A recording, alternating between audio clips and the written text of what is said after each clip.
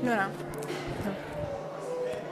siamo al ricomincio dai libri con Davide Brandi che terrà un corso di lingua napoletana.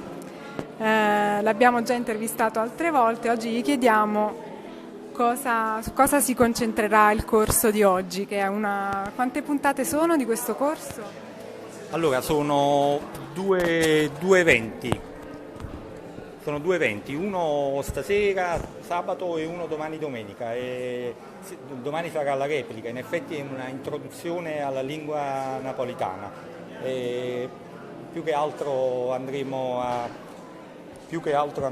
a vedere i punti nevralgici della scrittura, quindi andremo a vedere laddove si sbaglia maggiormente, cercando di essere utili.